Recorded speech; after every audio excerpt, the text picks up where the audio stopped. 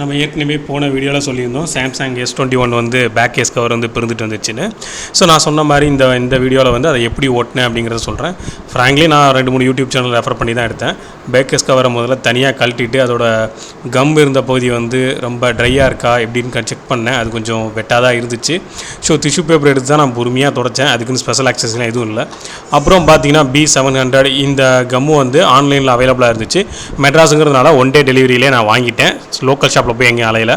So அதுக்கு நிறையவே rules and ரெகுலேஷன்லாம் இருக்குது. அதை கொஞ்சம் படித்தா தான் இதை தெளிவாக நம்ம ஒட்ட முடியும். ரொம்ப சிம்பிள் தான், காம்ப்ளிகேட்டட்லாம் எதுவும் இல்லை. ஸோ அந்த கம் எடுத்து ஒட்டுறதுக்கு முன்னாடி இந்த பேக் கேஸ் கவரை நான் 4-5 திருப்பு கழட்டி போட்டு பார்த்தேன். அப்படின்னா தான் கம்மை வச்சதுக்கப்புறம் ஈஸியாக ஒட்ட முடியும் அப்படின்னு. திரும்பி நான் செக் பண்ணிக்கிட்டேன் அது வெட்டாக இருக்கா ட்ரையாக இருக்கான்னு என் கேஸ் கவரை. ஸோ அதை க்ளீன் பண்ணியாச்சு. இதுதான் அந்த B700.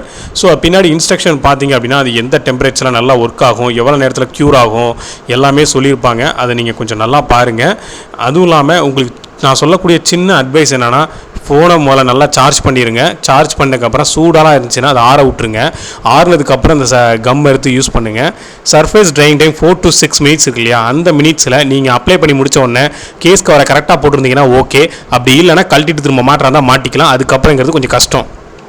Serve as 10 degrees to -28 degrees Celsius அப்படின்னா நம்மளோட ரூம் டெம்பரேச்சர் தான், வேறு ஒன்றுமே இல்லை. Temperature range 35 to 90 degrees Celsius.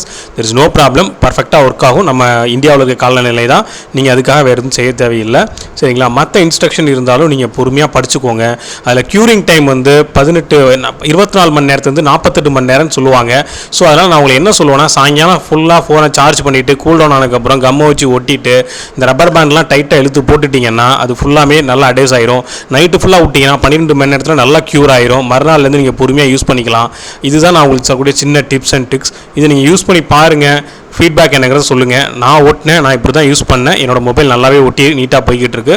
So உங்களோட கருத்துக்களும் விமர்சனங்களும் வரவேற்கப்படுகிறது. நன்றி.